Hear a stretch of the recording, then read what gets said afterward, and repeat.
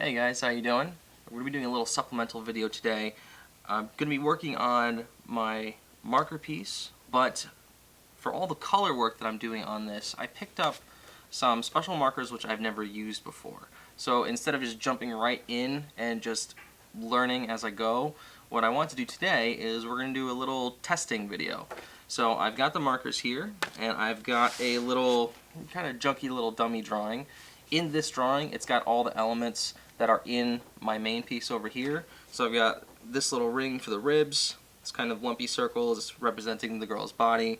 You have the black outlines, and we have these little swirls around here, which is all around this piece. So I'm going to experiment with color and with the markers to see if I can get them to work. According to this, I'm supposed to be able to get some really cool effects. I'm supposed to be able to do some like really nice shading. This is just, supposedly this is just one marker.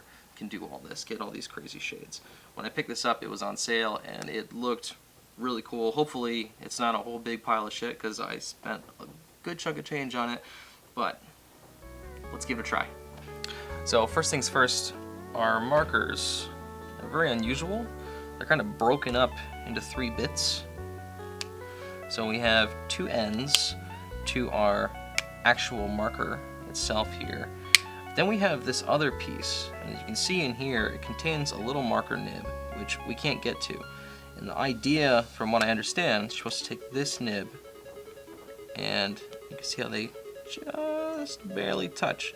I don't need them to touch it, because I don't need to blend, but the idea is when you need more of this, just this clear medium, if you want to blend colors, you can put it into this by touching them together. So, let's dive on in.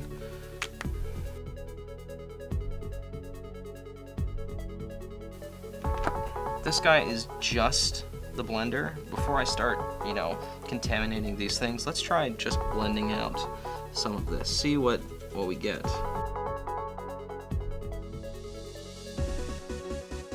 It's blending a little, but it's just like barely at all. All right, let's take a dive in here. Let's see what we get. Let me combine these two.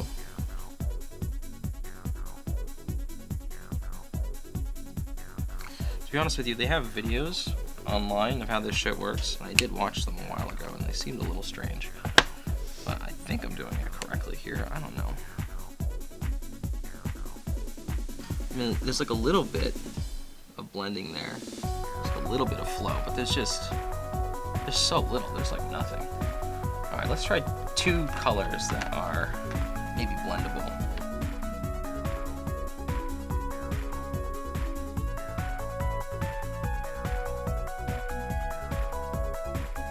You see a little bit here and like the faintest thing there, but that doesn't look really all that good.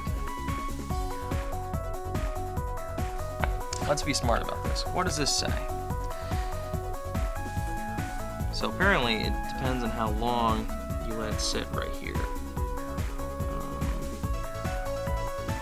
So 5, 10, 15, 20, 25. So we should be able to get like crazy blends like this.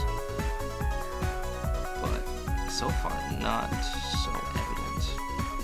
Maybe it's starting out clear and then it slowly turns dark, opposed to going from dark towards clear. That might be it.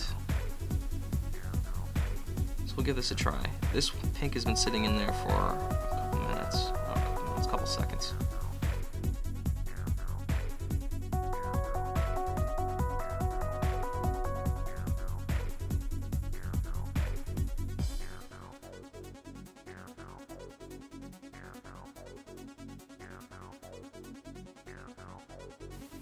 So it's supposedly, I'm supposed to be able to, maybe I have to hold it this way, I don't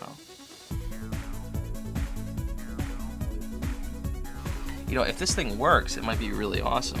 Like, you can see on this picture here, like, supposedly you get all kinds of like really smooth gradients and shit, but so far, not so good. And based on this, you can see that they started light and slowly went darker. It seems to make the most amount of sense, opposed to going from dark to light. Alright, so we gave it some time. Sitting vertical. What do we got here? This looks exactly the same. Oh, look at this. All of a sudden, it's clear, it's clear, it's clear. Is it gonna be clear forever? Alright, so it does kind of work. Finicky little bastard, but kind of works. So we can go from red to white. More accurately, we can go from clear to red, or clear to whatever the color is. But I don't know if we can blend two colors into each other, and that's kind of important. So, you know, blending into white is nice, but blending into, you know, a red into a yellow, that's where you go from, you know, just something kind of neat to like a real winner. I'm just going around, I'm still not at red. It's taking a while. Okay, so it works. I totally ruined my little drawing here to test out colors, but I guess technically this does count as testing. I'm disappointed though. Going from pink to purple, this was a big ordeal. I don't know how that's gonna work exactly.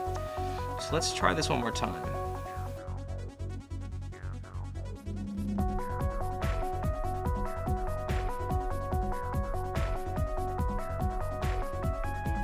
A lot of that color's gone. So let's see if these two actually blend into each other. I'm gonna do a little halfway here.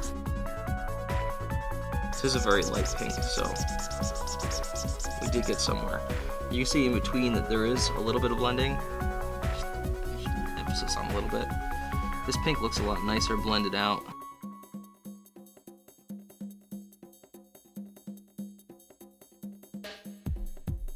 So that worked. Purple does work into the red this way. This is a really tricky way of using this stuff. I think that might be the ultimate downside, is that let's say I wanted to make one of these little ridges blend into their neighbors. I wouldn't be able to just follow this ridge along this way. I'd have to do little segments like this, like this, like this.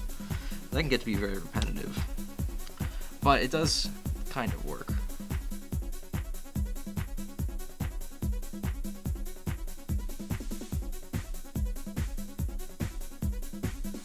Your natural impulse is to go into like little circles. Those little circles drag the black, and that's no good.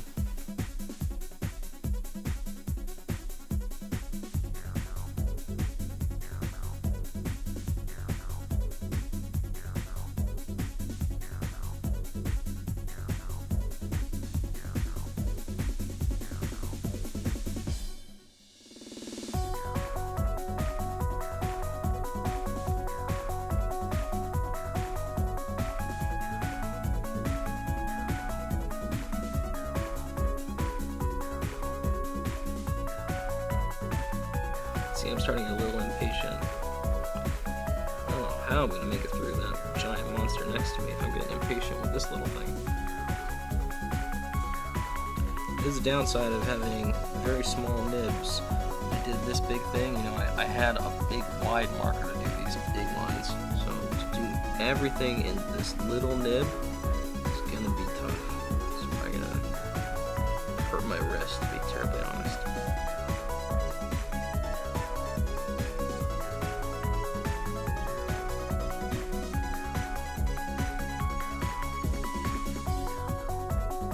So overall, I think my idea with the color is good, but you can see on that yellow, all those little streaks from me going the wrong direction, trying to do little swirls or anything like that.